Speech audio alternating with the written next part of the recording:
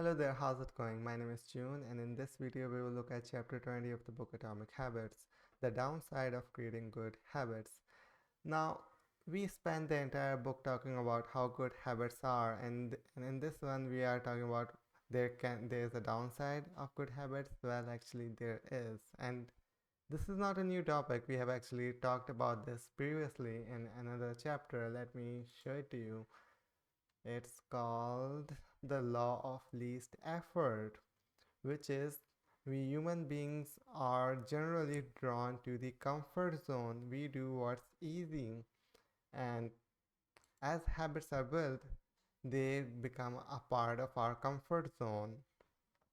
The idea is not to just create good habits, but to keep improving them. And sometimes we get stuck in a rut and forget about improving our habits. That's the idea. So let's read about the book. Let's read about the section and see what we can draw from it.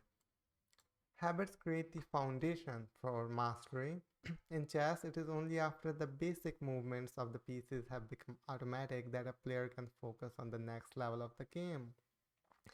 Each chunk of information that is memorized opens up the mental space for more effortful thinking. Very good idea. You not only have to automate one thing, but then you have to focus on another thing, right? First memorize the basic movement, then focus on the next part. This is true for any endeavor. When you know the simple movements so well that you can perform them without thinking, you are free to pay attention to more advanced details. Exactly. So, habits are the foundation for mastery. Let's read about that section. They are the foundation. They don't lead to mastery, they are the foundation for mastery. That's the idea. The upside of habits is that we can do things without thinking. The downside of habits is that you get used to doing things a certain way and stop paying attention to little errors. You assume you are getting better because you are gaining experience. In reality, you are merely reinforcing your current habits, not improving them. You can't repeat the same things blindly and expect to become exceptional. Habits are necessary but not sufficient for mastery. What you need is a combination of automatic habits and deliberate practice. Exactly. So you need to have to so you have to consciously put effort. That's deliberate practice. Let's say if I'm playing piano, I have to be conscious about it, not just let my mind wander off somewhere else when I'm practicing, but I need to be conscious about my practice and build a habit of practicing piano as well. Only then I will get some level of mastery in playing. The same way, if for my English practicing, if I just speak English and not review and make corrections, then I can speak for a long time and not get better at English as well. So mastery is not just habits, it's habit plus deliberate practice. You need to do it every day, but you need to put your mind and soul into it as well. To become great, certain skills do need to become automatic. Surgeons need to repeat the first incision so many times that they could do it with their eyes closed, so that they can focus on the hundreds of variables that arise during surgery. But after one habit has been mastered, you have to return to the effortful part of the work and begin building the next habit. Again, it's habit plus your conscious mind.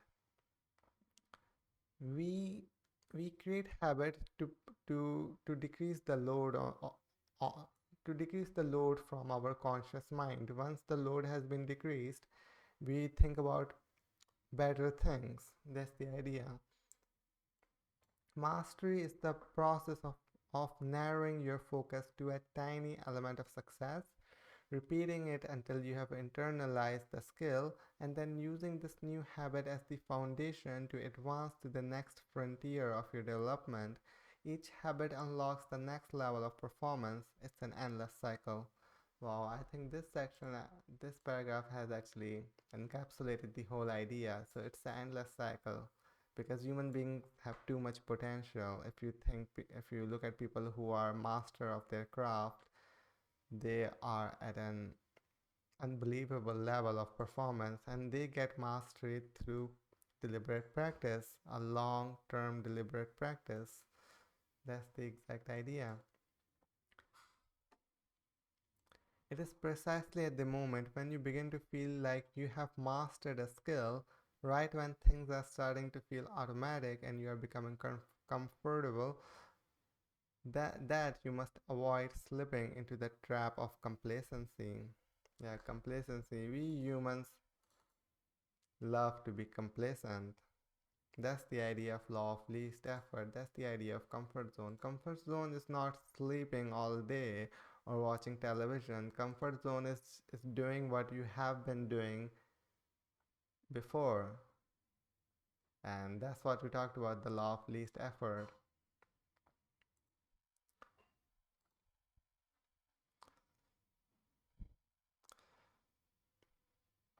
And and yeah, we finished the first section, and here he's talking about reflection and review. In the next one, he will talk about an yearly reflection. After an year, you look back and see what you did correctly and what you did wrong and where you can improve upon. But in terms of mastery, let's say piano or English, you will have to, let's say, I would say, review your work every 2 to 3 weeks to see if you are getting better or getting worse. But this is it for this video. In the next one, we will see the next section, how to review your habits and make adjustments. Thank you very much. Bye bye.